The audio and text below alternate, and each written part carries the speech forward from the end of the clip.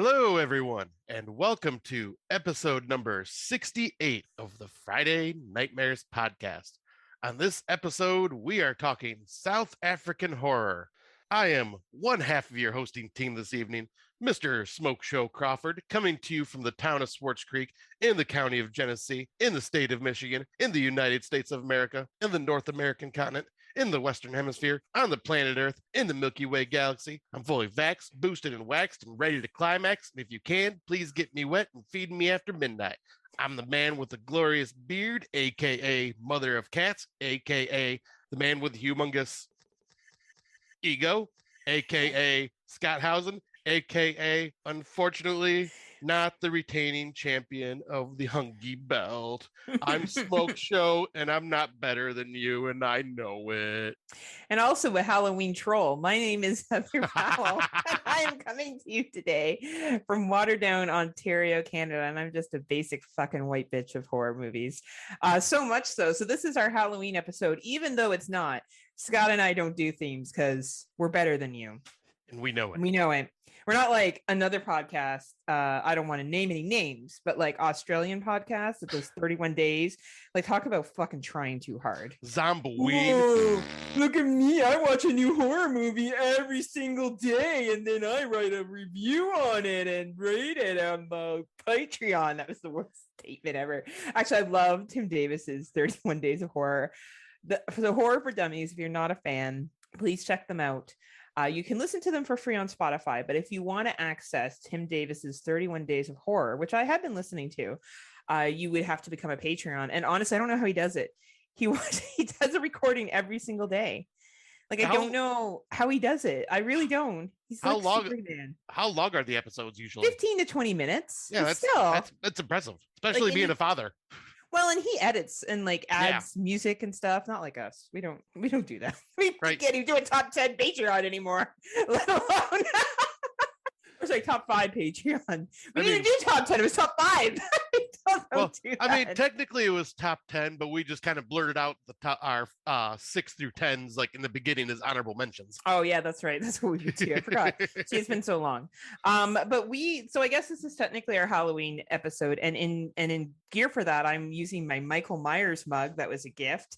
And it says on it, "Terror never rests in peace, and evil obviously doesn't die tonight." And Scott's showing me his titties. Who is that? Bruce Campbell? Yeah, that's my Evil Dead shirt in Halloween. Oh, very nice. So there you go, everybody. Halloween themed episode right here.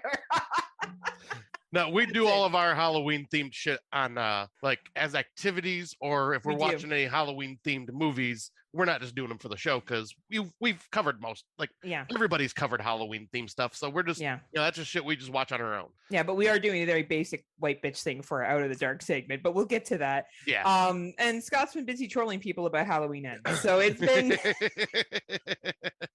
and we're just living our best life here on the Friday Nightmare podcast. And I will say I have been doing some themed Halloween watches, which I was going to put it in our What's New segment. But since I did something special yesterday, I'm doing that instead.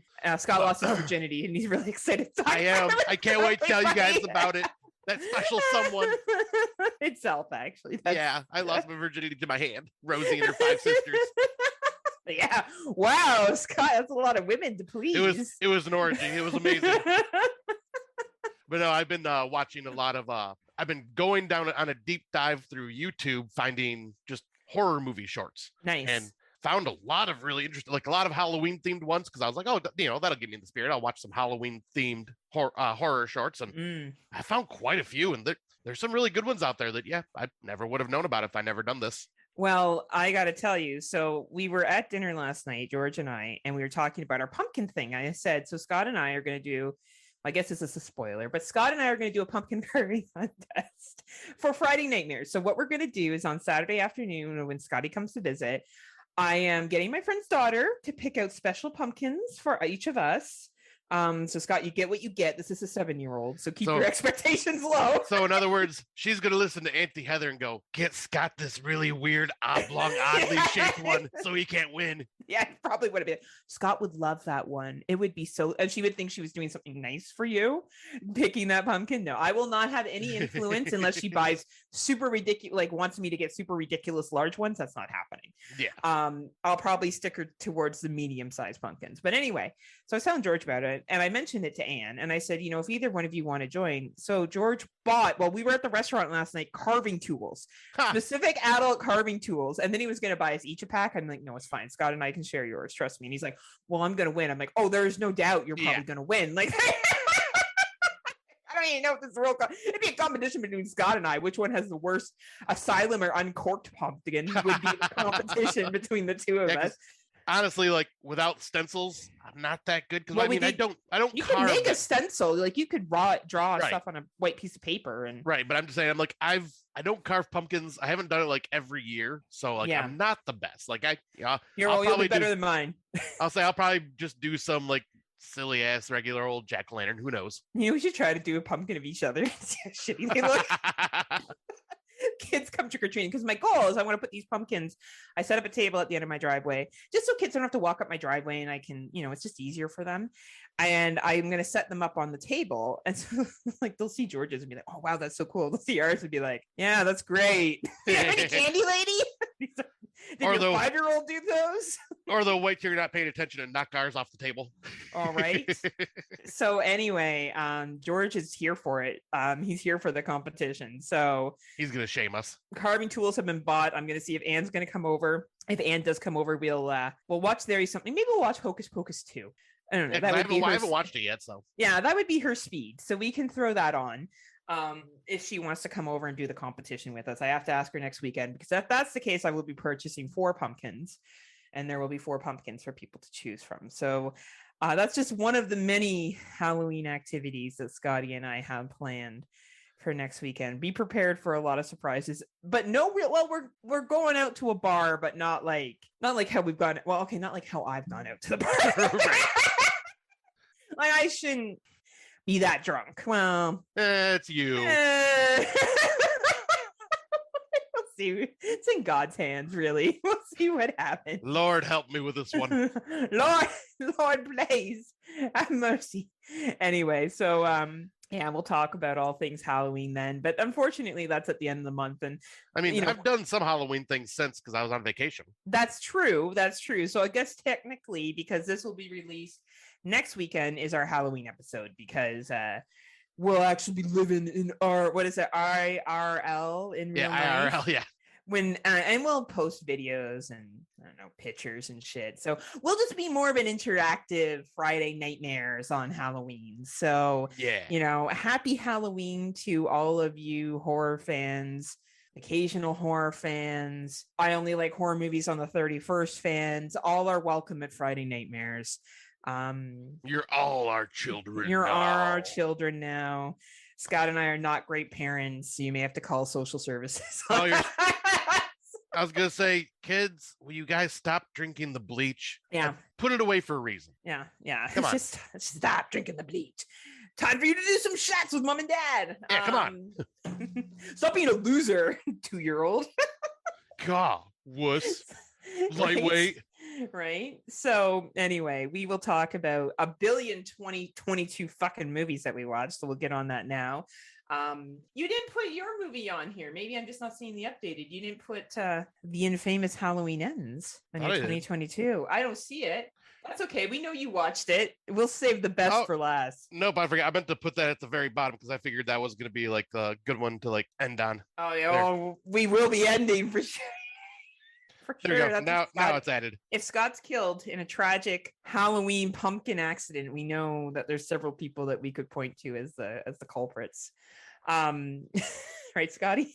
Yes. Sorry, I was counting. We have 20 2022s to talk about. Oh, fuck. We better get on this shit. All right. So this half hour is going to be 5 minutes long. I'm like, you like the movie? Yeah, I like the movie too. What did you like? All right, next one. Because... Well, I have a feeling we won't have a lot to say about our main topic. So, yeah, and really, that's not what the people came here for. The people came here to hear us talk about all the 2022s we watched, so you don't have to. Right. Because I don't want to say we're heroes, but I can't think of another word to describe it. Well, I mean, most heroes wear capes. Me, I just wear one on my dong. It's true. It's a cute little thing. It's just a little thing. So proud. All right. Well, I guess, did you see this one? Nope. Okay, I'll start with this one then. I don't think I have any. The name sounds familiar, but I'm And it's usually how your dates end. Is that why it sounds familiar? pretty much. So the movie we are referring to is When the Screaming Starts. This is a British film. It is a 88-minute runtime. The tagline is starting a family can be murder. When Norman Graysmith is invited into the home of an aspiring serial killer, Aidan Mendel, he believes he is the subject for his documentary that will make his career. This is a mockumentary found footage film. It is a 3.3 star rating on Letterboxd, and all I can say is mwah. This movie is fucking hilarious. If you are a fan of serial killer documentaries, such as the Dahmer ones, and I don't know, Gacy and everything else that's on fucking Netflix nowadays, that's every 5 minutes there's a new fucking serial killer documentary that's been released, then you'll like this movie because it kind of makes fun of all of them. Great British humor in this one. Easy runtime when we're looking at an 88-minute runtime, but that being said, you gotta like British humor. If you are not a fan of British humor, yeah, I know you'll like it, Scott. You'll find it funny, but I'm thinking for our listeners, you gotta dig British humor. If you don't dig British humor, you're probably not gonna like this movie. It's great. It's great. The acting in it is great. The ending is great. It's so sensational. It's easy to watch. It's not overly predictable, like it's predictable but not. It's a horror comedy, right? So like with a mockumentary, lens of how it's filmed. So I strongly recommend it. It's only available right now on Screenbox Amazon channel. Okay. So if you have that channel, I recommend it. As it comes out to, I'm sure it will be available through VOD eventually. Rent this fucking film if you like British comedies, you like horror, you like mockumentaries, you like found footage. This is a must watch. And the name of the film is When the Screaming Starts. Nice. Yeah. Okay. This will be probably the first one I watch for next week then, because this will definitely get an award from me. Definitely this year. Nice. It may be in my top 10. And I mean, not my top 15 or top 20. And you sold me with 3 things: found footage, mockumentary, British humor. Oh fuck, the British humor is so on. Like it's funny. So yeah, it's a good one. What about this? Oh wait, you put yours in here. Perfect. You sandwiched it, so I'm not talking back to back. Yeah, exactly. I wanted to kind of space them out a bit here. So awesome. The next one is one that I got to see in theaters, and that is called Smile. I'm sure quite a few people have already watched this, but synopsis is: after witnessing a bizarre traumatic incident involving a patient, Dr. Rose Cutter starts experiencing frightening occurrences that she can't explain. As an overwhelming terror begins taking over her life, Rose must confront her troubling past in order to survive and escape her horrifying new reality. So I went into this one thinking, okay, this looks like it'll be kind of like the teenage style horror, kind of like what we'd be used to with Blumhouse. Yep. And like the trailer made it feel like it was a Blumhouse film. I don't think it was. I gotta say, I came out of this movie really freaking impressed. This was so was a lot of people. Number 1 in the box office, wasn't it? 2 weekends in a row. I think so. Yeah. Yeah. This was impressive. Like it was legit. Actually, had some legit, very creepy moments. I have to say, like there are a lot of jump scares in this, and I'd say about 75% of them are very well earned. Like where it's not just like, ooh, it's spooky music, gonna scare you type false jump scare. No, there's some legit like ones that made me fucking jump out of my seat. Like, holy fuck, I didn't see that coming. Nice, like, nice. There's some, and it's really creepy, well acted, well shot.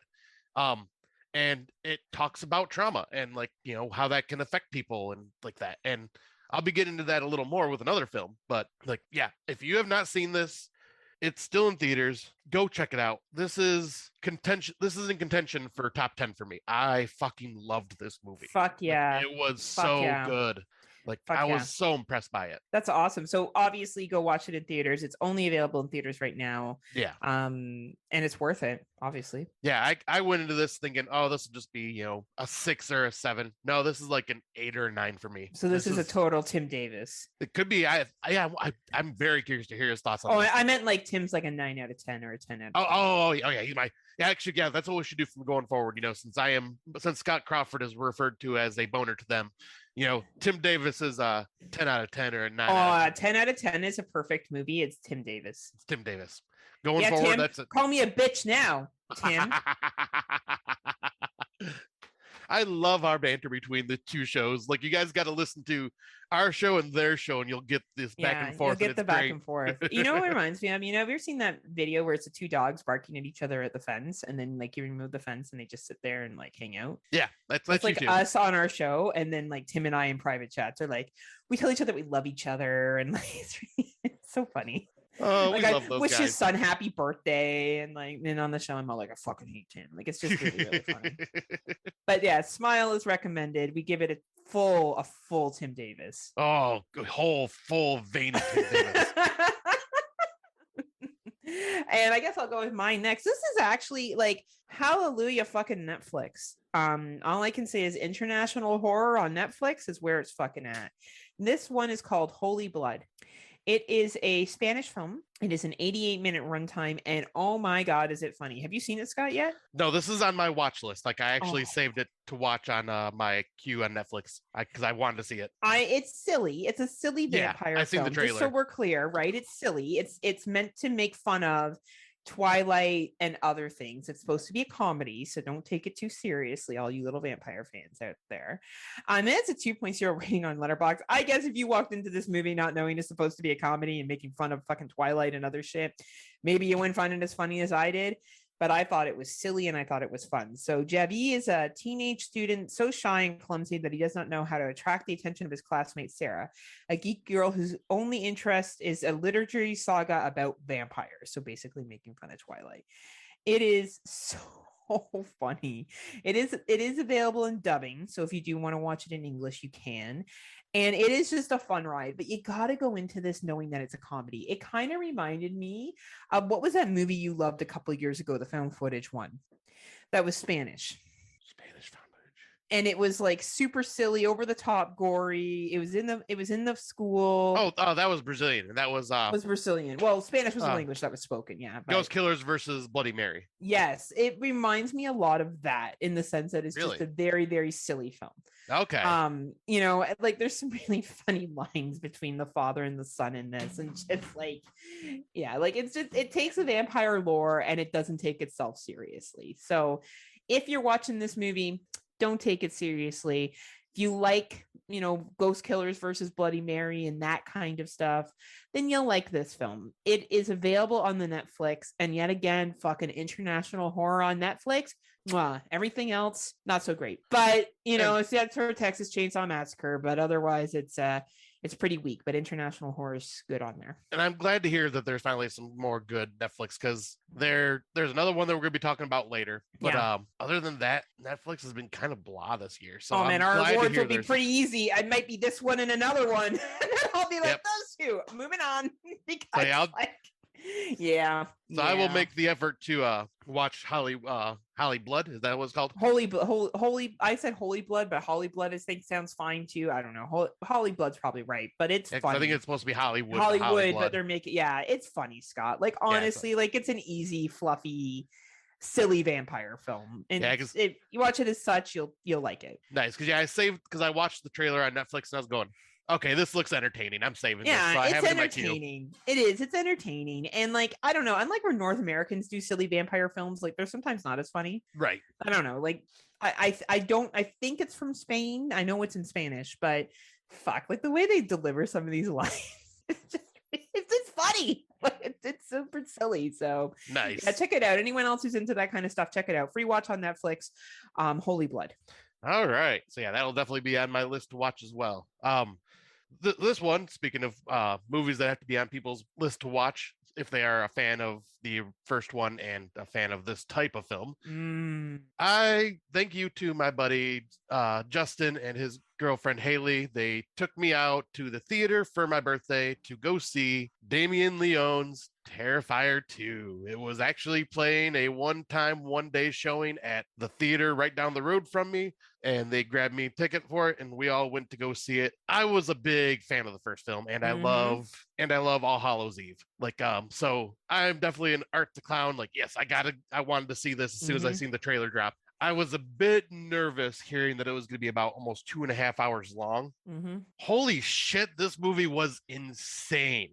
2.5 hours long, felt like maybe an hour and 45 minutes. It flew by. Like, there was no, like, I wasn't looking at my phone to look at the time or anything like that. Like, it just went by so damn quick. And I think the reason it is as long as it is, Dave Z from Exploding Heads Horror Movie Podcast made a good point saying that he thinks it's this long because everyone gave Damien Leone shit for not having any story in Terrifier 1. And so he thinks Damien is trolling the audience and going, "Oh, you want story? Well, I'm gonna give you 2.5 hours of fucking story." And I think that's fucking brilliant because knowing what I've read from Damien and all that stuff, I could totally see him doing that. Nice, good for him. But this movie, if you thought that Terrifier 1 was gruesome and violent, you haven't fucking seen nothing yet. This movie was intense. Some of the most, like, this is the most graphic gore I have seen in a horror film on the big screen ever.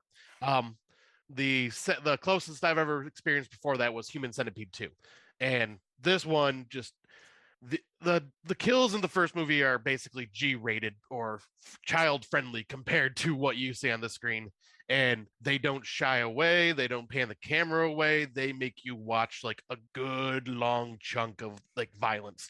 And it got to the point where 3 people got so disgusted they actually left during one of the most violent scenes and never came back. And wow, that's a true test. Like, this is an endurance test, like, to some people. Like, it's gonna put you to the test for sure. And like the story, I loved it. I like it gives you a little more explanation on Art, but only it kind of just drip feeds you information. Doesn't explain it all, just gives you a little bit and then gives you more questions, which I think is just helping to build up for Terrifier 3. The main protagonist of this, Sienna, fucking amazing. Laura Laverne, I think is her name. She did such an amazing job and is definitely going to, at this moment, she is definitely going to win an award for me because she is a fucking badass and puts fucking art to the test. Like, nice. It's great. And yeah, David Howard Thornton returning as Art the Clown, his sadistic glee showing on his face while he's doing the shit that he does is just so fun to watch. And he's just so freaking funny, even though you shouldn't be laughing at the scenes that you're laughing at because of him. Like, it's all around, this movie is fucking awesome. It is in my top 5 right now. I love the shit out of this. Like, it's going to be one of those films that I could and it's Halloween. It's on Halloween again, has a Halloween costume party and all this shit. So totally in the season, but just be warned, this is not for everybody because this is very fucking hardcore. Like, yeah. It's like, if you like the first one, I say go watch it. If you have not seen the first one and you're skeptical about the first one, do not watch this one yet. Like, because this will be a test for you. You should probably do All Hallows Eve first. Yes. And then do Terrifier and then Terrifier 2. Yeah. If you can handle those. What you're saying, right? Like, because All Hallows Eve, it's pretty tame. Well, I mean, the Art the Clown segment in that's pretty fucking brutal, but it's nothing like it's compared. Yeah, not like the movies. No. Yeah. So is it just available right now in theaters? Sorry. Yeah, right now it's only available in theaters. It actually, I think, has earned over 1.4 million for only doing a one-time, one-day showing. That it did so well that it actually made top 10 box office, which fucking awesome for an indie filmmaker. Yeah. And like, congratulations, horror fans, for supporting something else, even though it took the first one to get credit to make it to the second level where this one's making money. Thank you for not just fucking going to see, the Purge, Anarchy in Right, theaters. exactly. And apparently it did so well, they actually extended the theatrical release, and it's actually up against Halloween Ends this weekend, which Nice. is awesome to see, like two like Halloween themed movies playing in theaters right now that are horror. Like, and I am so happy to see so many horror films in the month of October this year, like in Well, theaters. it's This is funny you amazing. talk about that because I'm not only am I wearing or drinking from my mug, I am wearing the t-shirt that you got me, Art the Yay! Clown. So, I am this weekend. I am wearing my Art the Clown shirt, drinking from my Michael Myers mug. I'm just a fucking walking billboard. Hell yeah. Oh, And props to like a new horror icon too. Can we like not appreciate that as well for a second? Something else to bring in that brings fresh life to horror icon legacies. yes, I was gonna say he is, for only 2 movies and a short story, he is climbing up those ranks. He is nowhere at the level of Jason or Freddy or anything like that yet, but and I don't know if he ever will be, just because of, like, this is for a particular audience, but he is becoming well known. I found people know who Art the Clown is. When I wear this, Yeah, people know who that is. which is amazing. Right. So I think that, that and something like Sam from the Trick or Treat franchise, like I think he would be on a similar level to that. Yep, they're both like in that tier right now. Right. And I guess this is it's gonna be a Screambox only showing coming up as well. I think October 26th. I could have the date wrong, but somewhere around there is when it's supposed to be on Screambox. Nice. Awesome. Well, congratulations to everyone who worked on that project, because there's a lot of haters of Terrifier. For some fucking reason, people feel the need to just hate films. Yeah. Like, it's okay not to like something, but I really hate when people attack other people for liking movies. Like, I just find 100%. it ridiculous. Like we're allowed to like what we like, and like what you like. Yeah, and be accepting of that. Like, it's okay if someone doesn't like Terrifier. I'm not offended by that. But when someone tries to tell me that I like Terrifier and that means I don't like anything else, I'm like, that's a ridiculous statement. Like, why would you even make a crazy statement like that? But anyway, the movie I'm going to talk about is not that good, so it's okay. It won't be nearly as long. So the movie is called In Isolation. It's an 87-minute runtime. I don't know, it felt like an 18-hour runtime. During a small get together with her close friends for her birthday, Jane finds a seriously injured stranger on her. That's not how it happens at all. She decides to help him, and in doing so, lures two killers after him to her country home. This movie was so dumb. This movie tried to capitalize on the pandemic, and it was just really poorly executed. I don't recommend it at all. It's supposed to be a survival intrusion horror film, and it's not good. I barely remember any of it because it just didn't stay with me. It is available on iTunes, Google, Vudu, Microsoft Store, YouTube. I don't know. This is borderline lifetime horror. So skip is my advice. I don't think anyone here is going to really be like, oh man, so sad I missed In Isolation. So, but if you are interested, it is available for purchase on basically any of the regular offenders, YouTube, Microsoft Store, iTunes, Google Play, the same shit that you can buy stuff or rent stuff off of. Nice. Yeah, this one that sounds like a skip for me. And plus, yeah, don't do it. And I actually am changing my tune on this because I know in the beginning of the year I'm like, yeah, you were all about like, I don't want to see the pandemic stuff anymore, like it's done and overplayed or whatever. And I'm like, oh, I'm all for it as long as it's done right. I am getting burnt out on it now. No, yeah, like do it well. If you're gonna do it, fucking do it well. Don't fucking sandwich it in. Yeah. Yeah. And then we're gonna continue the downside a bit here for the next film. All right. So yeah, the next film is They Crawl Beneath. After an earthquake leaves Danny trapped and alone, his claustrophobic nightmare only gets worse when something truly horrifying emerges from the fissures in the ground, forcing him to engage in a brutal fight for his life and his sanity. This has got a runtime of 91 minutes. It felt about 91 minutes. What? I mean, didn't feel 18 hours. Yeah, so I didn't feel 18 hours, didn't feel like an hour. It was, it felt the runtime, which, no problem there. I watched this because I'm like, I am a sucker for creature features, and the cover looked interesting enough, and the synopsis sounded neat. This basically ends up being a survival horror, kind of like what we love with the whole being trapped in like an environment and then having to try to survive. And yeah, he's literally trapped after an earthquake happens, and he's just trying to fight to survive. And then these weird parasitic looking giant worms start appearing, and while he's having to fend them off while also trying to just survive the situation he is in. It's got some decent moments to it. It's all really hard to see because, like, I'll admit, I watched this one on my phone at work. I had a hard time seeing this one. Like, it was like a lot of it was shot in the dark. The cover makes you think it's going to be like in the daylight a lot, just because it's out in the desert and the cover's all bright and yellow and stuff. It's not like that at all. The acting is fine. This is just a fine movie. Like, if you're just looking for something just easy to watch, it's easy to watch. It's nothing offensive, nothing great. It's not. I don't see it being on anyone's top 5 or anything, or top 10 or anything like that. It was just a simple survival horror creature feature. Yeah. Okay. And it can be found on, let's see, where was it? Amazon, iTunes, Google Play, Vudu, and Amazon Video. Do you recommend a rental price? I'd say like a 99 cent to $1.99 rental. Okay. Yeah. So low. Yeah. Very low. Okay. The one I'm going to talk about is Nick. It's this is the one that was done by the guy that did Sharknado, if I remember correctly. Is it really? Uh-huh. Oh wow. Okay. It's a 94-minute runtime. Dee Wallace is in it, who loses her fucking mind throughout this entire film. Like, she's at a fucking 130 throughout this. I don't know if she's mentally well after watching the end of this movie. I'm like, is this just her? Because I saw her in another movie, and she was also kind of like over the top in that one too. So anyway, props to Dee Wallace. I'm glad that she's still getting work. And she is such a fucking sweetheart. Is she? Well, I'm glad to hear that. Yeah, so, I've met her like 3 different times, and I keep going back to meet her just because I love talking to her. She's just friendly. Cool. That's very cool. So, 94-minute runtime, this film. Don't be afraid. It's nothing as a tagline. When a mysterious entity manifests itself, a family finds themselves on a scary, dark journey into their own self-created madness. This is not a bad film. It explores the concept of grief and guilt and anger very, very well. It dabbles into addiction and reflects addiction really well. It's actually quite a serious film from the guy that created Sharknado. Like, it's a very, very serious tone.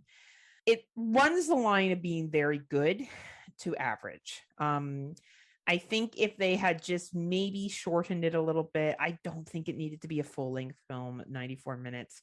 I think if maybe the acting was just a little bit better at parts, maybe the writing, but it's not horrible, but it is a slow burn, and it does advertise itself as a creature feature, but the creature is a representation of something else. Okay. Right. So it's very much a movie. I find that this has been happening a lot. Movies that capitalize on grief and death and loss, and maybe that's because a lot of people lost people during the pandemic. That could be actually. And this is just a way that, people are coping with it. It's a very interesting film. So if you like to kind of look at a character study on grief and loss, and Dee Wallace kind of being at 130% the entire time, this might be a movie for you. It is available on iTunes, Google, Vudu, YouTube, Microsoft Store. I would say if what I described is what you're interested in, $2.99, $3.99 is suitable. If you are not interested in that, skip over this one. There's lots of other free movies that are out there, or movies that are purchased, that you will enjoy more. Going on. Hold on. What's wrong? On your computer? I don't know if it's on your end, my end, or what, but it was like, it went all like weird computer noisy. Oh, I think it might be. I think it might be my headset. Sorry, let me fix this here. Okay. Better now? Hopefully. Well, this movie is a bit like, do you think it got what I said? I think it did, like, because it was quiet, so I don't think it was like, it was just starting to, like, it was going to get annoying if it continued. Okay. Well, everybody, if you're not too annoyed yet, maybe check out Nick's if you think this is something that you would like. But I guess, the next one we both watched. We sure did. All right, I'll let you introduce it. All right. So the next one is Bodies.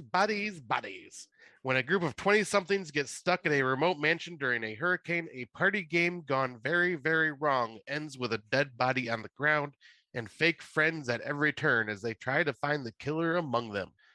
I watched this one night just out of, like, I was like, you know what? I've been hearing mixed reviews on this, and like, I have a feeling this is going to be more up your Heather and my alley. Like, it's because I knew a lot of what people were complaining about was Yeah. like the the Gen Z dialogue and stuff like that. And Heather and I are like, oh yeah, we're all for that, because each generation needs their movies.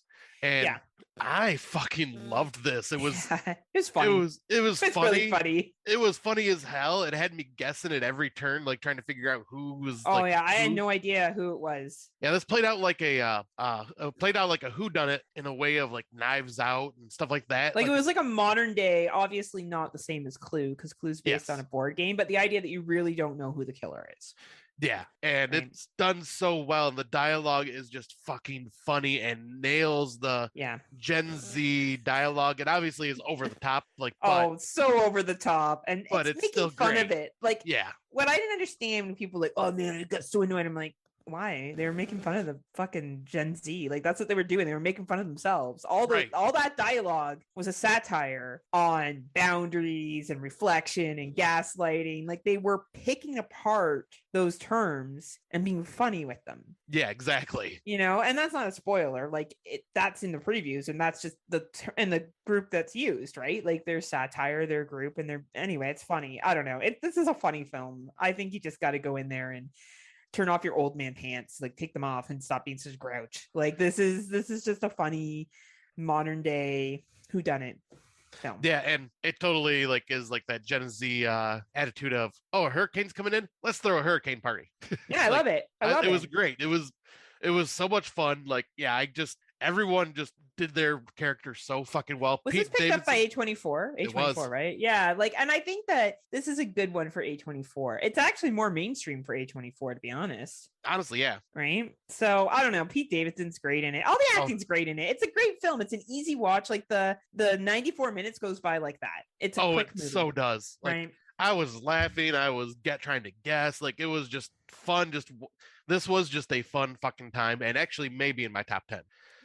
Yeah. I don't know. And I feel like when people hate on this film, they're just doing it to fucking hate on film. Like that's fine. If you don't like it, that's cool. But like, I don't know. I'm so tired of the dialogue. Oh, I don't like the dialogue. Oh, these characters are so vapid. Did you ever think that maybe supposed to be? Right. Like they're supposed to be. Like I'm not watching 80s fucking slasher and be like, oh, these characters are so one-dimensional. They want to do smoke weed and bang. Like, that was the point of those movies. I don't know. Horror fans are annoying. Anyway, it's available. They are. Honestly, them and wrestling fans are just the hardest fucking people in the world to please. Oh, they are. They're happy. They don't want to complain all the time. And like, I'm not saying you can't not like a film, but like, they're not like a film because it focuses on a certain generation or a certain group. Like, just because it's not your generation doesn't mean it's like bad and it's not good. It just means that you don't like it. Other people do. And it's not just made for you. Not every fucking horror movie is made just for you and your little special princess life. Anyway, Amazon is where you can rent it. iTunes, Google, I guess Amazon Canada and the United States, and Cineplex for us here in Canada. I recommend any price. I think it's great. Oh, yeah. I think this is like one that should not be missed by the end of the year. Like, right? At least give it a watch. It has a 3.6 rating on Letterboxd, so I think most of the people we know also found the comedy in it and the joy in it that came with it. Yeah. Right. Oh yeah, I watched this gem. Oh man, I got a lot to say on this one. Croc. Uncorked has returned. I know. That's why I watched it. I'm like, Uncorked. And I was like, Uncorked. Oh, this is why we have your Right. Uncorked award. This movie is an 84-minute runtime. It's called Croc. It's not safe to swim anywhere.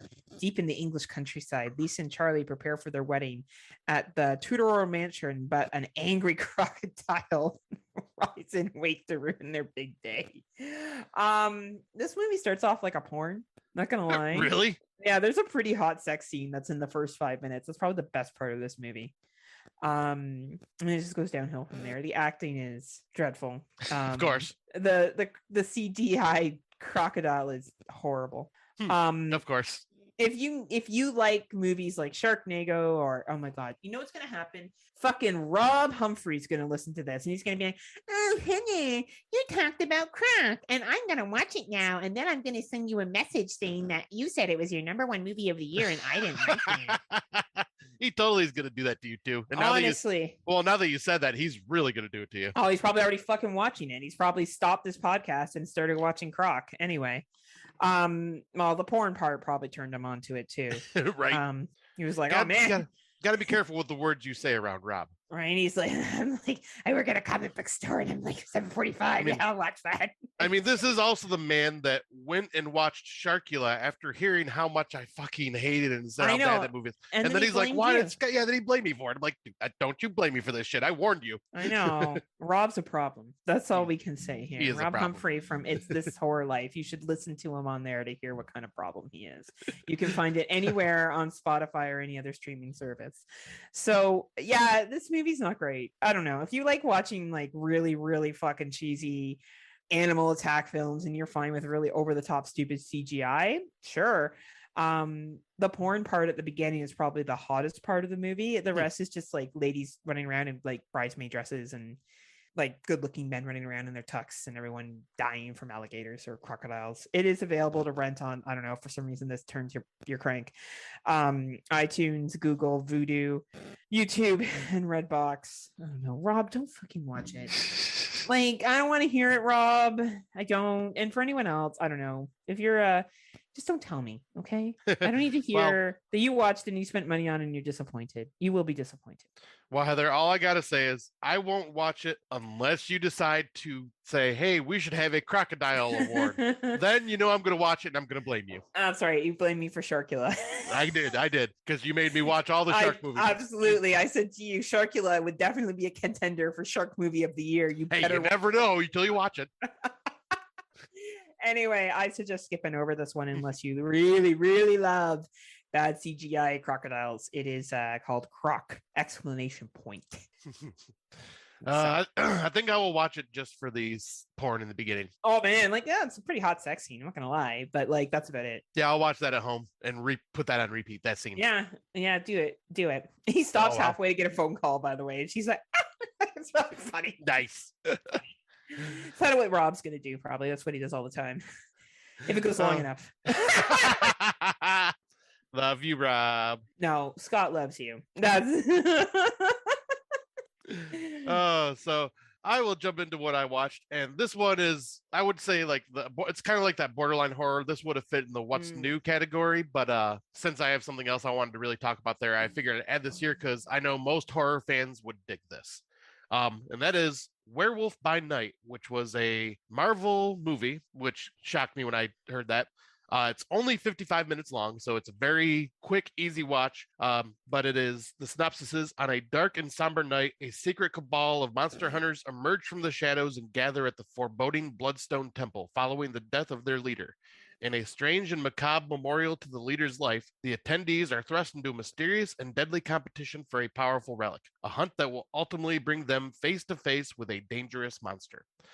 This film, I had so much fucking fun with this. Like, I'll watch the Marvel movies. I'm like, I wouldn't say I'm the biggest fan, but I'm like the casual fan. I'll watch them if like most of the time I'll watch them once they're released on VOD or whatever. Cause I'm not like, unless it's something I like Spider-Man, that's the only one I'll go see in theater. But Werewolf by Night, I watched the trailer and I'm going, this looks really interesting. And it is done in the Universal Monsters filming style. So it's very gothic. It's black and white. Has like the occasional like tiny splashes of color here and there, just kind of accentuate certain things. And it feels like an old school horror movie with like the added stuff of like Marvel in a way. Like it has like, because Werewolf by Night, I believe, was a one-off comic back in like the early 80s, maybe late 70s, somewhere around there. I could be wrong on the date, but it was like kind of like their Marvel's dive into horror comics a little bit. And I think this basically introduces to the cinematic universe of Marvel Blade and like people like Blade, the vampire hunter and stuff like that. Because a lot of these hunters are like, they do have like their martial arts skills. They have like special abilities they can use for hunting monsters. But the monster effects in this, for the most part, I believe are all practical. Some really cool appearances, especially if you are a nerd of some of the old like obscure stuff from Marvel. There are some characters that show up and you're going, oh, no shit. Okay. but it actually feels like I have a feeling Tim Davis has watched this and fucking loves it because, for one, it has werewolf in the title and actually shows a real fucking werewolf. Tim has watched this and he didn't really like it. Really? He didn't give it a full Tim Davis. What did he give it? Probably like a Rob Humphreys. So a 0? Like, I would say a 5 out of 10. Really? Okay. I think. Tim, you can correct me on that later. I listened to the most recent Horror for Dummies, and I don't think he loved it. Okay. Because he's a big werewolf person. Right. That's why I like that. And he's always complaining about how there's no werewolves in like werewolf movies. And I don't think he dug this one. Okay. Interesting. Well, the Horror for Dummies dropped today, so I'll be listening to that later. So I'll hear his thoughts then. And then correct him. But yeah, I fucking love this. I thought it was just really fun. It was very easy, went by super fast, had a really cool werewolf in it, had some other cool monsters in it. And yeah, like the acting's, of course, really good. The special effects are amazing. And yeah, like I think you would like this, Heather, because I know you're not a fan of Marvel. I think you would like this because I think you would appreciate what they went for with this because it's like, it does feel like an old gothic horror film. Probably. It doesn't involve the fucking Marvel universe. And no, like I don't even think they reference any of the characters from the other Marvel, like in the Marvel universe. God. Like I don't think any of that's referenced at all. Like you could tell that it's like, okay, yeah, these are like superheroes in a way, but they're like not like Iron Man and shit like that. So, but no, it's more werewolf movie than it is superhero movie, I would say. Okay. I respect the game. Yeah, and I love that they dropped this on Halloween and made it all gothic looking, just to kind of add to that spooky season style. What season is it, Scott? Spoopy season. Wow. But yeah, I definitely loved this. I think I gave it about an 8 out of 10. Like super easy, fun. I had a fun time with it, and it's only available on Disney Plus, as far as I know. Okay, so Disney Plus for all you people that subscribe to Disney Plus, or that's Hulu for because you guys you don't have Hulu, you have Disney Plus there. That's right. Yes, we have Disney Plus in Canada. Yeah, y'all don't have Hulu. We don't got no Hulu. Well, I watched an excellent film, Jeepers Creepers Reborn. I do, which Tim Davis also watched, and we had similar feelings on it. Because Tim and I are besties now. So yeah, death gives it life. It's a tagline. Forced to travel with her boyfriend to a horror festival, Lainey begins to experience disturbing visions associated with the urban legend of the creeper. As the festival arrives and the blood-soaked entertainment builds to be a frenzy, she becomes the center of it while something unearthly has been summoned. I don't know. This is a 1 out of 1 on Letterboxd. I don't think it's that bad. Honestly, I don't know. The whole time, though, in the second movie, Jeepers Creepers, like that really loud stuff. I hear that every time I watch a Jeepers Creepers movie in the back of my head. This is a Jeepers Creepers film. I am not someone who loves the original. I think the original is good in the sense that it's like a silly creature feature, but it's not like oh man, Jeepers Creepers goes down in history as one of the best horror films ever made. So the bar is already like low. I thought this was fine. Yeah, it's cheesy. Yeah, there's some dumb CGI in it. I disagree with Tim. I don't think majority of this was filmed on a blue screen. They were on set for a lot of it. So maybe 50% was in front of a blue screen. But I don't know. If you're a Jeepers Creepers completist, you can check it out. Do I think you need to run out and rent it? No. Say if you could get it through other methods, then maybe it would be a good checkout for you. If for some reason you are a Jeepers Creepers completist and you want to watch it, it is available on Vudu, Google, Microsoft Store, and Amazon. I don't know. I would say a $2.99, $1.99 rental is fine, though it's probably not going to drop down to that for a while. It's cheesy. Apparently this came to theaters in some places. That's kind of surprising. Here. But I don't know. The Jeepers Creepers film. Dee Wallace is in it at the beginning. Is she really? So yeah, Dee Wallace is in it at the beginning. I do like how they acknowledge that the other movies exist and they kind of like make reference to them. I do appreciate that. Like they don't pretend that this movie is, an original concept. It's just rebirthing the lore is what they're trying to do here. So I'll give them credit. They're not trying to pretend like everything else didn't happen. It did. And there's a really cool horror festival that they go to filled with horror nerds that you and I would very much recognize. They tried. They honestly tried. Scott, I would say, I don't know. I know you're not a big Jeepers Creepers fan, but like, as Tim Davis said, this is better than the third one. And I've seen the third one. Yeah, I avoided the third one. as I said, it's there. Yeah, I'll probably watch it at some point just because, once again, the completionist in me, I want to watch every like sequel slash reboot slash remake that comes out Yeah. this year just because I want to have a category for that because, we got one about where we're about ready to talk about that. Oh boy. Oh man. So yeah, Jeepers Creepers. If you're a completist, check it out. You can rent it on any of the typical suspects. Why don't we get into this one? Because oh man, people mad about this bitch. Oh boy. And well, not as mad as they are about the last movie we'll talk about. No. But this one they were pretty pissed about too. Yeah, this one's got mixed reviews, but I'm seeing way more positive than negative. So let's dive into it. So we are talking about Hulu's exclusive, the new Hellraiser 2022, directed by David Bruckner. A young woman struggling with addiction comes into possession of an ancient puzzle box, unaware that its purpose is to summon the Cenobites, a group of sadistic supernatural beings from another dimension. So I have been championing this since I heard David Bruckner was attached, since I heard Jamie Clayton was going to play the Hell Priest, and started seeing images. And then when I seen the trailer drop, I'm like, oh, I fucking can't wait. This is going to be amazing. And I went into this, like, my expectations were high. I was worried that my expectations might kind of ruin it for me.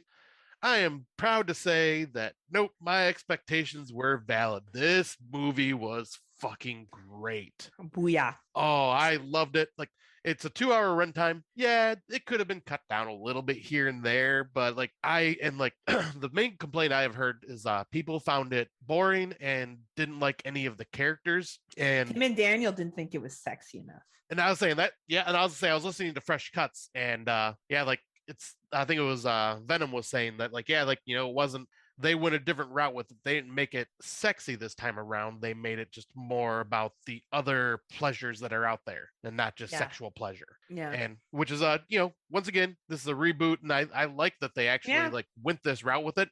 Like, I mean, we've already had the S&M daddies of the Hellraiser franchise, and these guys are, could be considered like in the S&M spectrum with like what they do for pleasure and pain and mix it all together. But they also offer more than just that. They offer all sorts of power. Like, one thing I love about this is they dive more into the lore of the lament configuration and what its different configurations mean for the person using it.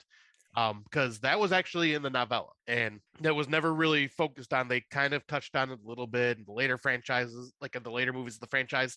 But in this one, they actually focused on, like, if you change it this way, it'll give you power. If you change it this way, you'll get an audience with Leviathan. And I loved that they did that. And would I have wanted more Cenobites? Sure. But Hellraiser, the first Hellraiser, didn't really have a lot of Cenobites in the first place. They were only on screen for a little bit. It was more a Frank Cotton story. Yeah, and it stressed on what a piece of shit he was and stuff like that, right? And I feel like that movie was shocking in the 80s. I feel like they went down a route with the sexual stuff that BDSM's been around for years, like hundreds and hundreds of thousands of years. Like, wasn't it that the Sod, Marquis de Sade, right? Like, we're talking like that 1700s, right? That's recorded, right? So it's coming to 2022, you need to make a movie if you want to connect with the modern day audience that fits. And to remake a shot-by-shot remake of the 1989 film, I don't think BDSM's that shocking in 2022. I think that it's way more acceptable now. Yeah, and I think that movie in 1989, it's 1989 that the first one was made, right? 87, I want to say. 87. So I think that made sense for the time. It flowed like an 80s film. It was sexualized like some of the 80s films were then. And it's, to be honest with you, very dialogue and relationship focused in terms of like Frank and then kind of Christy, and the acting's a little over the top at times. And really what people remember from the original Hellraiser is Pinhead and the Cenobites and the practical effects of them. That's what a lot of people probably pull away from, and some of the intense gore that was in it. Because the sex scenes were intensive, but they weren't that intensive. There's other movies that have done it more intense, but I think what this one does is a modern take on addiction, a modern take on different pleasures. And I thought the modern Pinhead was great. I thought that she did a phenomenal job. I thought she was creepy. I thought that, you can still like Doug Bradley's version, and you can still like Jamie's version. They're different. They're for different movies. Right? Yeah, I was gonna say, that was one thing I wanted to really touch on too. Is Jamie Clayton? Mwah! I want to see her as the Hell Priest going forward now. Yeah, I thought Like, she was great. I want more movies with her and her Cenobites. And the only thing I was going to be worried about until I heard the trailer was, okay, what are they going to do for her voice? Like, because her voice could make or break this character with how they do it. Her voice is unsettlingly creepy and kind of Yeah. sexy in the same way. And Yeah. and like these Cenobites, I love the new look of these Cenobites. Like, Yeah, I thought the Cenobites were, it was modern. I think Yeah. what people are missing out here, that you can still very much like the original Hellraiser and this one on par. Like, despite what some people seem to think in this fucking community, you can like a readaptation and the original the same amount, and it's okay. It doesn't change the value of Doug Bradley's performance. It doesn't change the value of the original Hellraiser movie. It's okay to like both. Exactly. And like, and if you didn't like this one, that's okay too. Like, if it didn't connect with you and you didn't connect with the characters, I thought the young lady who played the main role, Audius Ason, I thought she was great. Riley, I thought she portrayed somebody who, you know, I'm only giving the spoiler because I see Daisy has watched it, so I'm not as concerned. Who played someone who has addiction quite well. I think she did represent that, and you learn that very early on in the film that she has an addiction, and I think she represented that quite well. I didn't see multiple things that were happening in this film coming. There was multiple events and things that occurred that I wouldn't have predicted. I didn't really know which direction this film was going to go down because it didn't retell the same story from the original Hellraiser. It was a new take on the Hellbound Heart. It was a new take on the presentation of Pinhead. And I thought that she did a great job of, even though I know that the actor that played Pinhead represents as she, like, and identifies as she, I would put them as they. They didn't come across as a sex to me in that movie. Yeah, they were very androgynous. Right. So I don't know. I thought it was a great retelling. Good job. Hope to see more of this. And you know, I've watched some of the later Hellraisers and they're fine. They have their place in cinematic history. You know, CD Man doesn't affect me. I think it's a funny, Cenobite, but like, I think this brought back fear into the puzzle box. I think it brought back fear to the idea of being in such incredible pain and wanting to die because the pain is so intense. Like, I think this movie brought that back, and bravo. Hellraiser 2022. And I gotta say, like, the set pieces in this were incredible. Like the mansion and what it represents and is used for in the like third act. Dude, that was so good. And yeah, like I was saying, like one thing I wanted to say about the Cenobites, the look of them, how they just kind of foregone the whole leather BDSM look.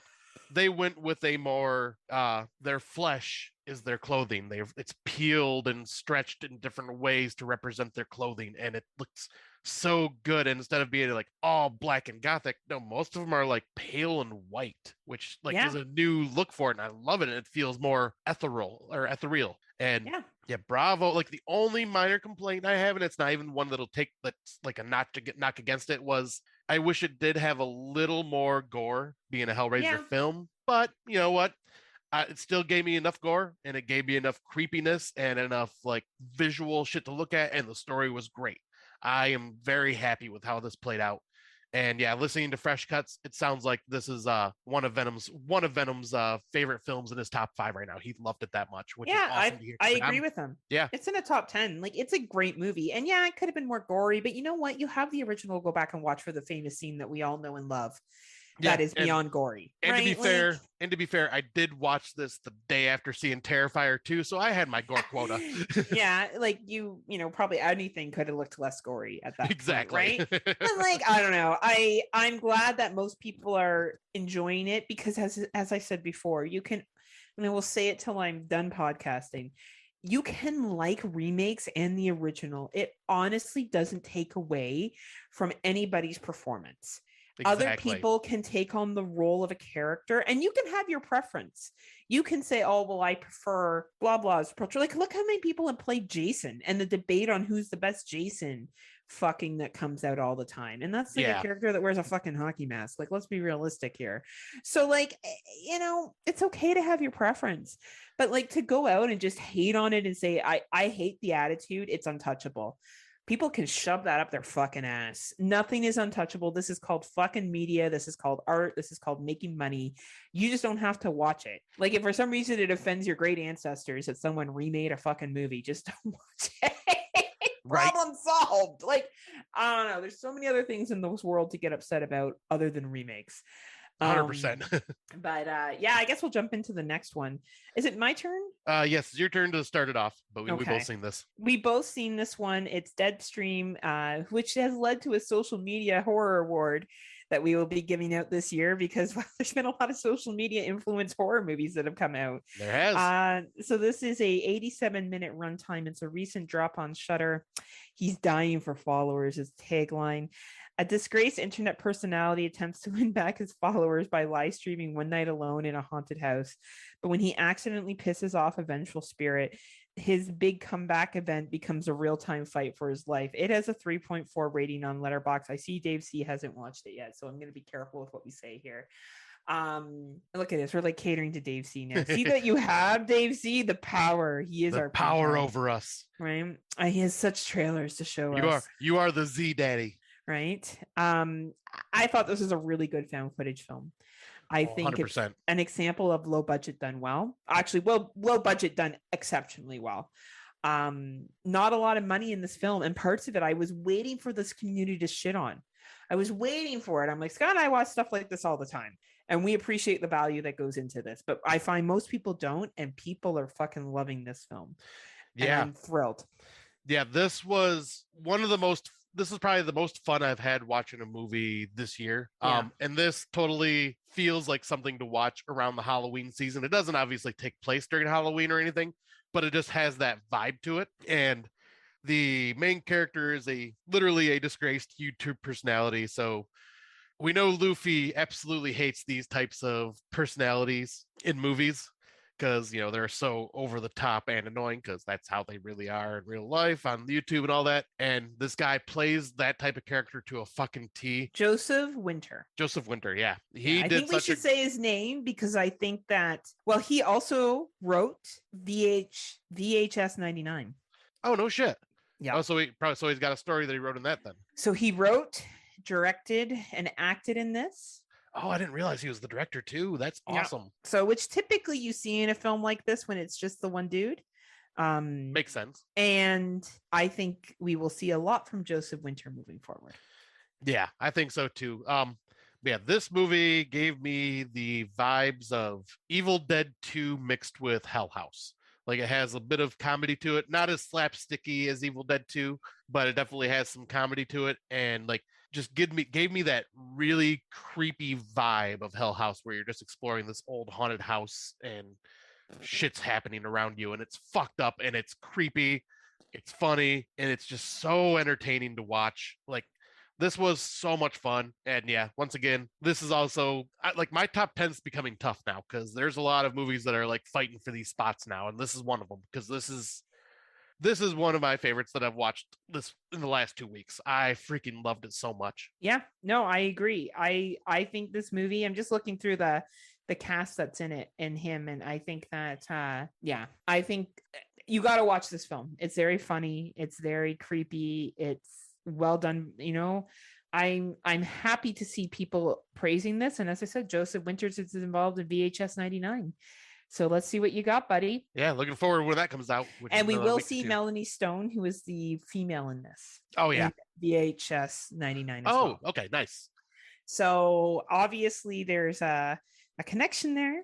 So looking forward to seeing what they have to do in that one. Yeah, I am very excited, because yeah, this will probably be something I'll rewatch before the end of Halloween again too, just because I had so much fun with it. Oh, I agree 100%. And I guess we can jump on to the next one that we both watched. We sure can. So the next one was I want to say, I'm thinking it was an MTV, like ran on TV type thing. I don't think there was any like special release for it anywhere.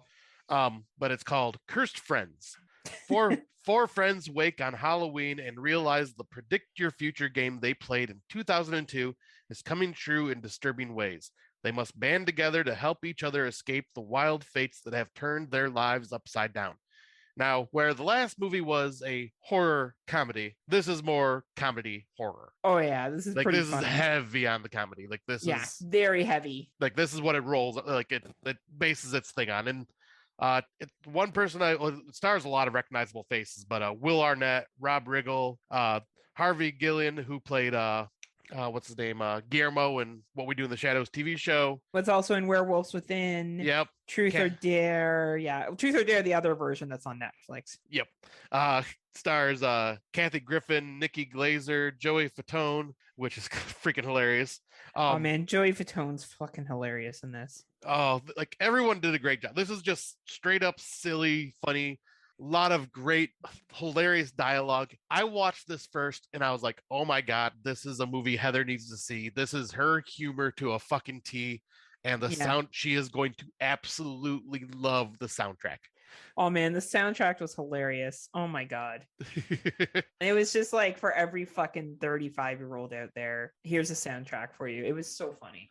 Yeah, it's literally everything that MTV was when we were growing up. Like Oh the my music they God. played and shit was from that generation, and it was hilarious.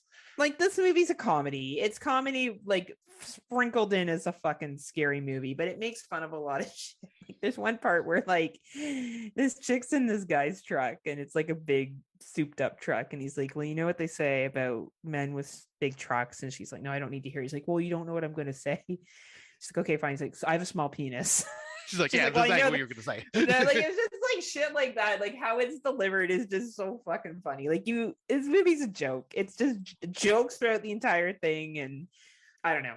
If you don't have a good sense of humor in the sense that you don't find satire like this funny, don't watch this movie because you're just gonna be disappointed. It's a comedy. It's an NTV making fun of like the early 2000s and you know the people that are now grown ups reflecting back on that. And Joey Fatone's just he's so silly. Oh, he is silly like I could see him just staying in comedy now instead oh of my like God. doing anything music wise ever again. Honestly, like he's just his role in this. It's just so funny. Like, yeah, it's a funny movie. I don't know. Rent it if you really like comedies and you like. I don't know. It's available on DirecTV. So if you missed it on MTV, it's worth it. It's funny.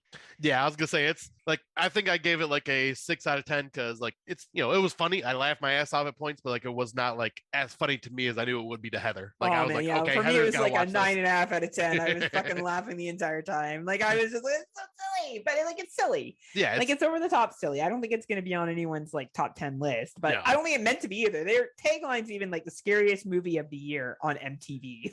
Yeah, like they're making fun of themselves. It's like they're great. making fun of it. So like you gotta kind of just go in. It's like Studio 666. You know, like Yeah. that wasn't supposed to be taken seriously either. So if you like Studio 666 and you like that kind of goofy shit, then you'll like this film.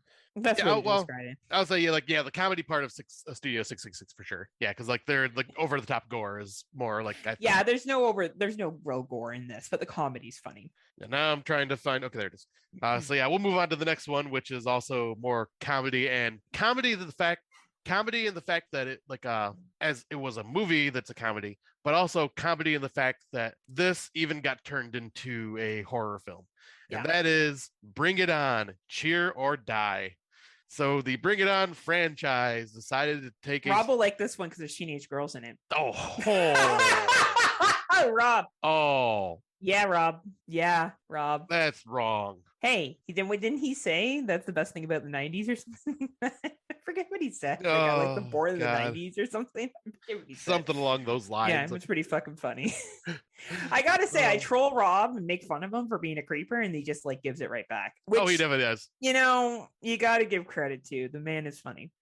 But yeah, I am shocked that Bring It On decided to go, you know what? Let's make a slasher movie in our franchise. Well, they need to bring something back to the franchise. Right. I mean, well, do they though?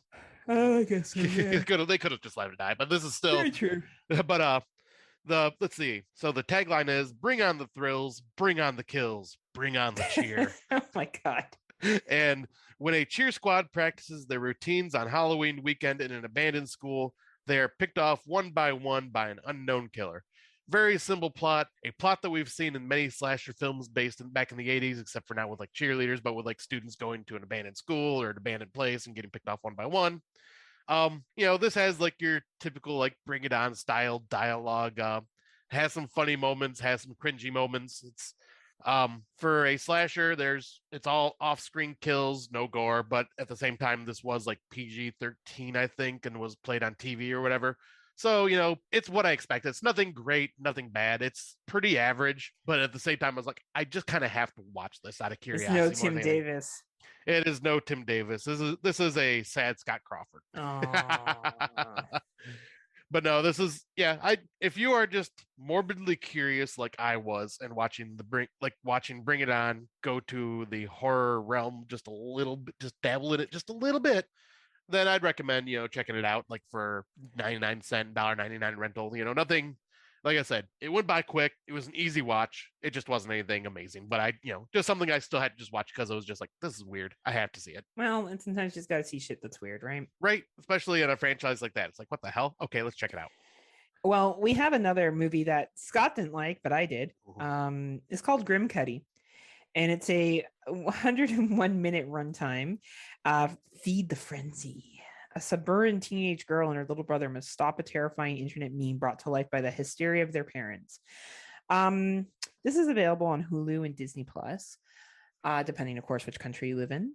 I really like the message behind this. I really thought it was really good I think we got a lot of helicopter parents in this world who feel the need to control everything kids do. And also, I am really fucking tired of older generations telling me that kids are always on their phone when I see them always on their fucking phone in restaurants. Right. And I see them always on their fucking phone as well. Stop fucking telling teenagers there's always on their phones when you sit your fucking ass on the phone all day too. Enough. Everyone's on their fucking phone. We have the fucking World Wide Web, apps, everything else at our fingertips. We're all addicted to technology, except for the handful of people that aren't. Yeah. So get off your fucking high horse. So I liked that about this movie because I'm really tired of it. Because I work for a university. And when I tell people I do, they'll be like, oh, I'm really worried about this generation's social skills. They're always on their phone. I'm like, I'm actually more worried about the 50-year-olds that I see in the restaurant that don't talk to each other and just sit on their phones the entire time. And who believe everything they see on the internet. Right? Like if I have to see one more meme about someone sticking fentanyl in kids' candies, oh, God. Fucking logically think about this, people. Honestly, or giving fucking edibles. No one likes your kids enough to spend $30 per package to give them some fucking edibles. Let me assure you. Nobody. That's not a thing. Probably what happened is it probably happened once on accident way back in the day, and now everyone makes a big fucking deal out of it. I have a book called Fear, The Culture of Fear and What We're Afraid of. Did you know that there has been poisoning of Halloween candy? Very few. All done by family members? Family members. The random stranger does not want to kill your kid with fentanyl, despite what you need to think. So I think this movie, for me, because that's such a bugaboo of mine, that I'm so tired of people shitting on a generation for using their phones when I see them doing the exact same thing. I think this movie captured that well. I think it captured that we're all addicted to technology, and that sometimes helicopter parenting makes a situation way worse than it needs to be. And I thought it was clever. I don't think it's a great horror film. Let me make this very clear. This was more like an hour and 40-minute PSA to parents to stop being assholes. And to I'm not saying don't care about your kid. I'm saying evaluate risks and think about stuff and talk to your child. And I do agree with some of the messages, but it's not a great horror film.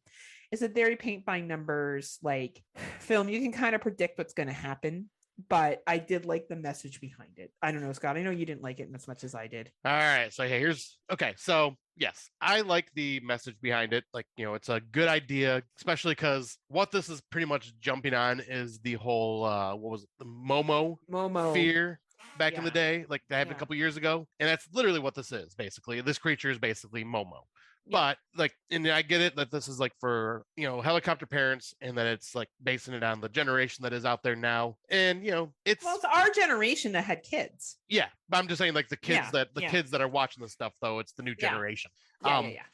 And it's fine. The part but this movie grated on me for an own personal thing that just literally is nails on a chalkboard to me. Is this woman or not? This girl/woman, the main character, does videos and is obsessed with ASMR. And if you don't know what ASMR is, it is an auditory sensory thing that is supposed to be calming and just mellow you out. but it is the most goddamn annoying thing I have ever heard Right? in my fucking life. Here's an example.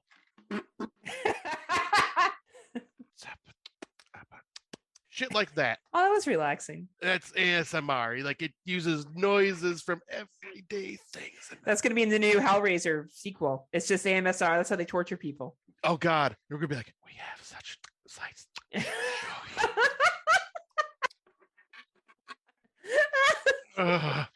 It is. Brandon and I were talking about it, and like, yeah, we both agree that it's like it just makes me like twitch and like makes my brain kind of short circuit when I hear it. Okay, I see why some people could you find that relaxing, but it annoyed me, and it was used in this not a lot, but enough to where it annoyed the shit out of me in the movie. Fair enough. And I will be adding a small clip from the newest Beavis and Butthead. I shared it with Heather and Brandon, and it's them watching an ASMR video. And I will share a small clip of that at the end of this part here because it's fucking funny as shit. And it reminded me of that the whole entire time I was watching it. But yeah, this movie was it was fine. Yeah, it's nothing special. Like it's more of a PSA. Yeah. I feel like this is more of a PSA of like, hey, use some fucking common sense when you go online. Right. And yeah, the parents made me roll my eyes so much, but that there are parents like that. There's a scene where the mom does something that I'm finally like, fucking finally, like, so that I was fine with. Like, I don't feel this is going to be one that people need to run out and watch, but if you're, I don't know. If you are, also thought the Momo meme was dumb and that people were freaking out for nothing because I don't know. Obviously, like there's scary shit I watched on the TV as kids, and there's serious stuff that you get exposed to all the time. You just have conversations about it and do your best to navigate things. You can't control everything in your kid's life, and nor should you. Right. Like they have to learn how to sort out information of what's real and what's not, and all that other kind of stuff. And if a child is self-harming, then there's usually a bigger issue. It's not because a meme told them to. Yeah. So anyway, it is available on Disney Plus and Hulu. It's not a strong recommend from either one of us, unless, as I said, you have a particularly interest in this. I don't know, maybe you're writing a sociological paper on parenting, and maybe this is a good movie to watch as part of like society's reflection. Yeah. That I would say it's worth it for. So hello everybody. It's JB. Welcome back to my channel. Triggers. I want to start with What is this, butthead? It's called ASMR. This is actually kind of relaxing. You need to speak more quietly, Beavis. Yeah, sorry. This is kind of relaxing, butthead. You know what I mean? Yes, I do. It's putting me to sleep. this is me beeping. I kind of like talking like this, butthead. I think I'm gonna talk like this for the rest of my life. Oh, yeah. I bet chicks like it, too. Yeah. Ooh, I didn't even think of that. Hey, baby. Would you like to come back to my place? I can talk even quieter than this. You won't even know I'm in the room. Oh, yeah.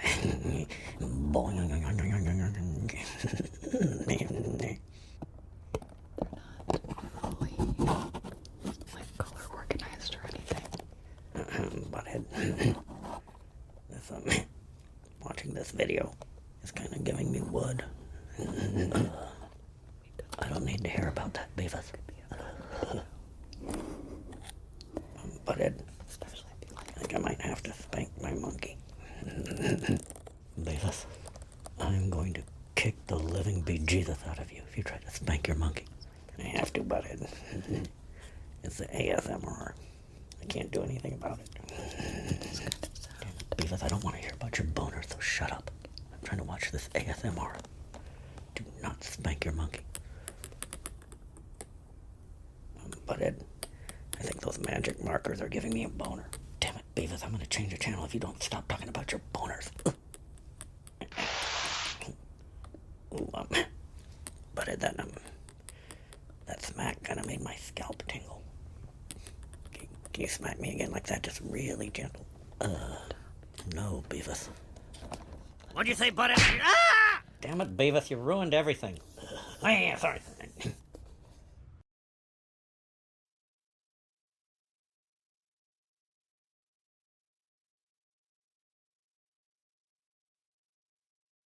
The next one you saw too, right, Scotty? Yes, I did. All right, I'll let you lead it in. All right. So the next one is one of the other Netflix exclusives that we were hinting at earlier that, finally Netflix is bringing some good horror. I mean, there might be more out there that I just haven't watched yet. So, like, if there's any new 2022 horror that I haven't seen There that isn't. someone likes, let me know. No, Scott, no. We watch a lot of movies. If we haven't seen it, Well, it's not there. To be fair, I have not dived a lot into Netflix this year. I have. Okay. There's trouble down that road, Scott. Trouble down that road. Don't want to go down that road. No. But yeah, the movie we're talking about is called Old People.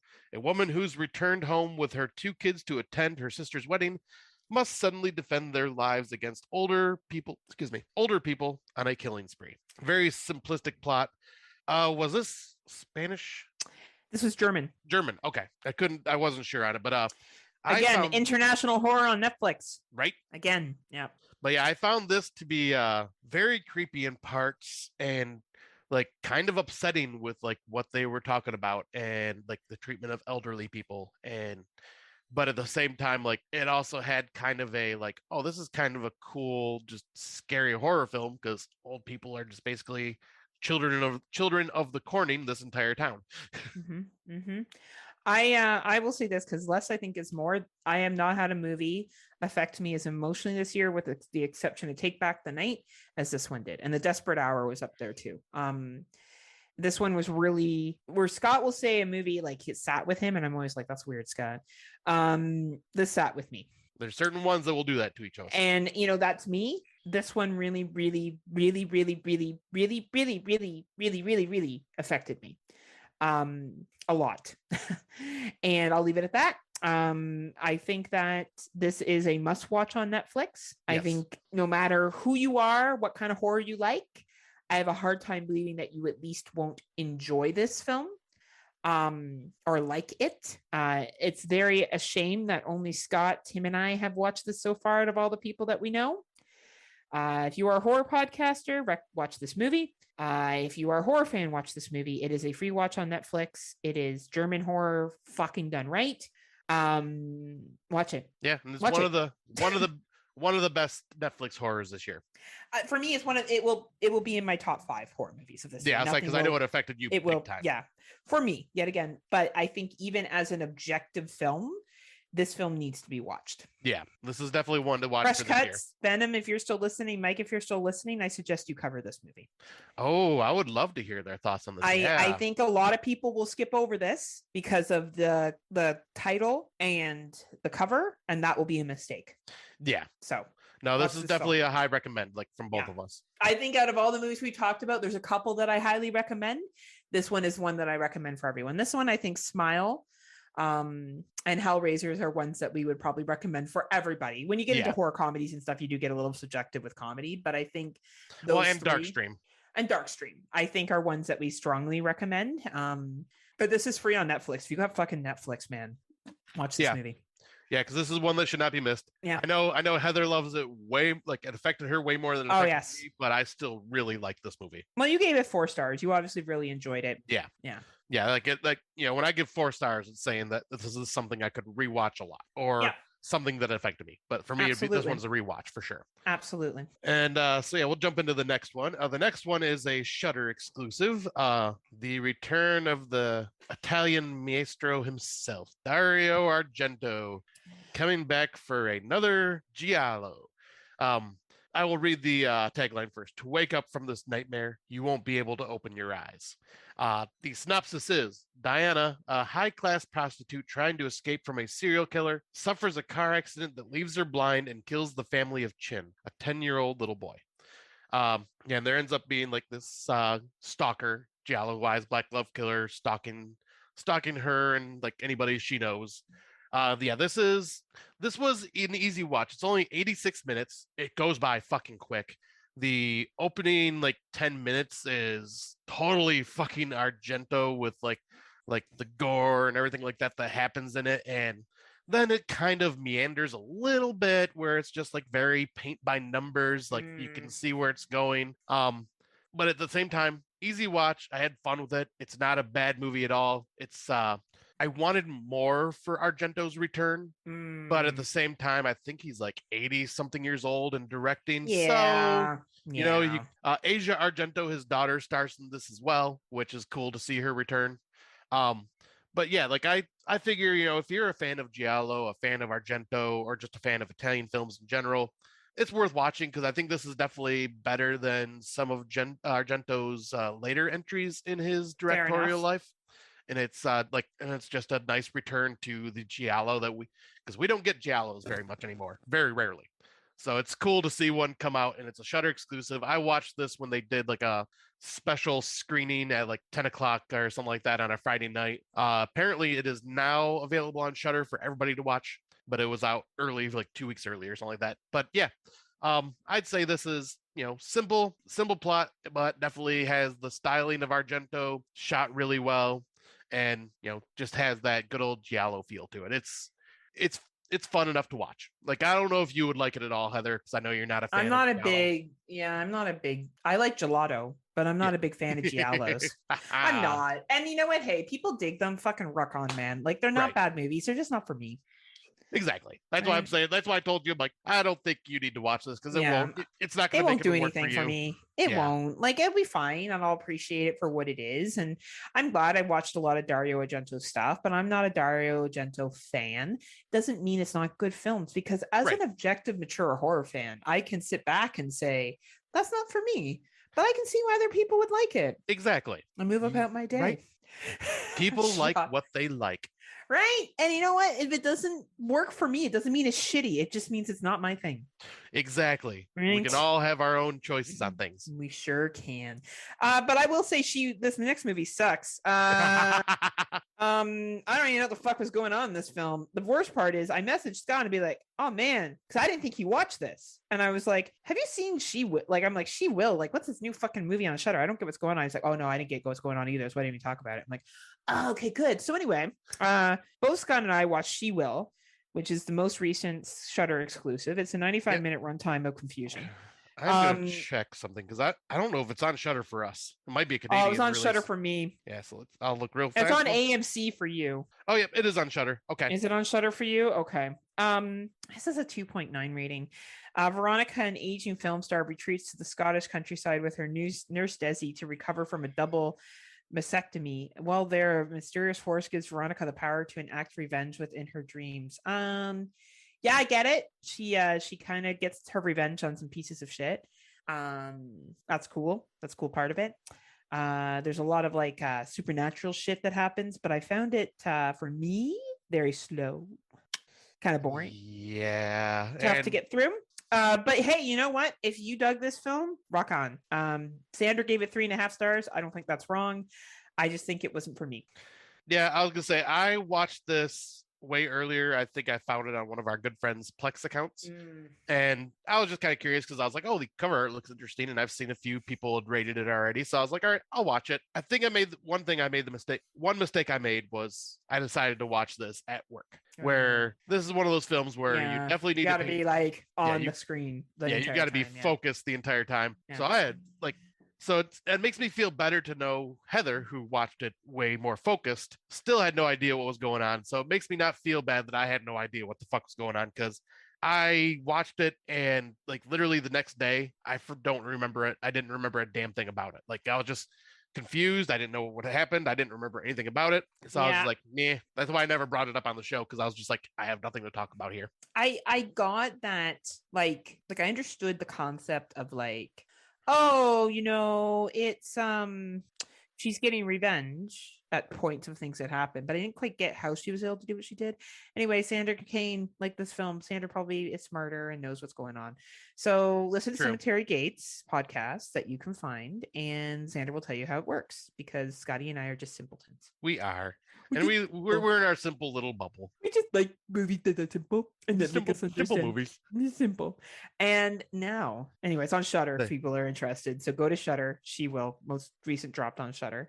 But now we have our feature presentation. The creme de la creme of our 2022 watches. Scott has watched it because I just haven't had a chance to make it to the theater. I'm not the biggest Halloween fan, just to give this. You spoiled it. Sorry. But I'm yeah, not, but I haven't been in a rush, but Scotty watched it. So Scotty. All right. So, yep, I watched Halloween Ends, like the majority of our horror community out there. Like everybody else but me. Yeah, Heather is the only one, and I have a feeling her thoughts are going to be along the lines of Brandon, me, Dave Z, and Christian. Yeah. Yep. I have a feeling we're all in that group, which is a minority group at this point on on this topic, to say the least. Synopsis: 4 years after the events of Halloween in 2018, Laurie has decided to liberate herself from fear and rage and embrace life. But when a young man is accused of killing a boy he was babysitting, it ignites a cascade of violence and terror that will force Laurie to confront the evil she can't control once and for all. So I don't want to get into too many spoilers on this because it's obviously still new. I know a lot of people have already seen it. I fucking loved this movie. This is the 4th best Halloween film in the franchise to me. Like, I thought what they did something completely different and out of left field, to the point where it has pissed off so many hardcore Halloween fans. And I love that. They decided to go for something different, and they swung for the fences, and they fucking hit a home run for me. This talks about how there are varying levels of trauma and how people deal with that particular trauma that they're each enduring. How has Halloween Kills shown how the town of Haddonfield deals with the trauma of Michael Myers. How, like, this is just, it's a almost 2 hour long runtime. I was glued to the screen, barely even touched my phone. Like, I was sucked in. And I thought, like, what they did for this was awesome. I can see why people were very upset because the trailer is very, very, very misleading. Which also I fucking love, because I love when you go in expecting something and it's not that. Thank you, trailers. But this, I will say this, and Dave Z also pointed this out. This Halloween Ends for this trilogy is Halloween 3 Season of the Witch for the original trilogy. It goes for something completely different, but in the comparison of it is even so apt that Dave Z had pointed it out, and then I noticed it when I watched, that the Halloween Ends and Halloween 3 Season of the Witch title cards are the exact same font and the exact same color. So David Gordon Green knew exactly what he was doing when he made this. He was making his Season of the Witch. And he knew that going into this right off the bat. Yeah, there are still the member berries of things here and there throughout, because, you know, that's what this trilogy has been about. For a lot of it was a lot of member this, member that. I remember. I will say, not as bad as the last two movies, though. I think they got a lot of the member berries out of the way in those two movies and just sprinkled in a tiny few here that weren't annoying. This one, I just feel, delivers on all levels and gives me something different for this franchise that has ran stale for me. Like, because it's been the same old stabby, slashy, Mikey Myers getting revenge, hunting down, blah, blah, blah, evil dies tonight crap. I was going into this with very low expectations, because I'm like, all right, another Halloween movie. Let's see what they got. And nope, this was more a deep character study for three people. And I love that. It was great. And yeah, I don't want to get into any more because it's spoiler heavy, but like, holy shit, do I have some thoughts. And this movie was great. I fucking loved it. So whenever Heather finally watches it, we will have to maybe do a spoiler-filled review section in our Out of the Dark about it. We're gonna piss off everybody. Oh, I've already been trolling like a motherfucker. Yeah, because I'll be like, I don't think it was that bad. But someone who knows me already kind of called that. Mike Merriman from Fresh Cuts was like, Heather is not a traditionalist. She will not care. And it's true, I don't. Yep. Like, I'm not someone who's like, oh, it needs to be like this in order for it to be good. No, I don't care. I don't give a shit what they do with this franchise. Different is good to me. You and I are both very similar in that. Like, I have some stuff that I like the traditions of, but like when it comes to this franchise and other franchises, like, I want you to do something different. Show me something different and unique. Show me. I mean, because Bill Castanelli also loved this, so he's also in the group that we're in, and he said that in 5 years, this will be touted with love, just like Halloween 3 Season of the Witch. Oh, He's like guaranteed. right. He's probably right. People just got to get over themselves. Yep. Anyway, that's the end of our watches and the end of our podcast. Just kidding. Thank you for sitting with us for an hour and a half as we covered what we've been watching. The rest of the show will probably be fairly short. Yeah. Older watches, I'll make this quick. I watched The Entity 1982, Barbara Hershey. Love that movie. Yeah, she's over the top. She's at a fucking billion and points throughout this entire thing. It is a very dark film. I finally got the cunt line that Scott's talked about. Welcome home, cunt. I will say this movie would not be as good if Barbara Hershey was not the star. Mm-hmm. She sold this film. She sold the act. She sold her possession character, whatever, very, very well. Great for a 1982 film. Very good ghost story. I'm glad I checked it out. Would I rewatch it? Probably not. But it was very interesting. Yeah, I'm kind of the same way. I've watched it and it was a bit heavy for me. It's something that, like, a topic that I do not want to ever revisit when I watch movies, because it's about an entity raping a woman. And I have to say it was effective when I watched it. Probably was really effective at the time it was released, and the special effects were really cool. I mean, sounds kind of weird to focus on this part, but like there was the special effects where it's like zoomed in on Barbara Hershey's breasts, and you see like the invisible entity squeezing her breasts, and you see her breasts actually moving and stuff. And that effect is really cool. Like, I'm not saying it because it's breast, but it's just because of how it's done. It's really neat. Yeah. Like, but yeah, like this and then that ending line just gave me shivers down my spine when I heard that. It was like, oh fuck. Right? Yeah, it's disturbing for sure. And you watched a new one. Yeah, I did. A new older watch. Yeah. This is something I will also be talking about in the What's New segment, but I'll just talk about the movie itself. So I watched Children Shouldn't Play with Dead Things, directed by Canadian favorite Bob Clark. Oh, Bob Clark. You're invited to Orville's coming out party. It'll be a scream. Yours. 6 actors go to a graveyard on a remote island to act out a necromantic ritual. The ritual works, and soon the dead are walking about and chowing down on human flesh. I love that synopsis. This was made in 1972, so I think it was before Black Christmas came out. I had so much fun with this. Like, the characters in it are funny. Like, the dialogue, it goes for probably about, I'd say, because the runtime's 86 minutes, I'd say it goes about 50 minutes or so before any true horror actually happens. And it's just very dialogue and character heavy, with all these characters like going to this special place, and like the dialogue is just very cheesy and funny and just entertaining. Kind of gave me that vibe of like characters that you see in some of your favorite 80s slashers, with that like rapport they have back and forth. It was very just entertaining and fun. And then when the horror, like at first I'm thinking, what, is there not going to be any horror? Because I mean, if not, I'm not going to complain, because this is still very entertaining. Then the horror actually happens, and holy shit, this could have been a prequel to freaking Lucio Fulci's Zombie. The way it played, nice. Like it's not extremely gory like Fulci's stuff, but like it just kind of feels like this could have been the prequel to like the sailboat that is found in the beginning of Fulci's Zombie, where the zombie is on board it. Because like zombies basically get on top of the sailboat and float away later on at the end of this movie. But man, I had fun with this. It was one that I had not, like, it's not been on my radar. I mean, I've heard of it, blah blah blah, but it's not something I've always was wanting to check out. But I'm glad that I got to see this, because it was very entertaining. Nice. And yeah, now I've kind of filling out the more of the Bob Clark horror, because there's not much there. So I think I've filled it out now. That's awesome. So for terms of what's new, Scott and I both engaged in a special event yesterday. Yeah, we did.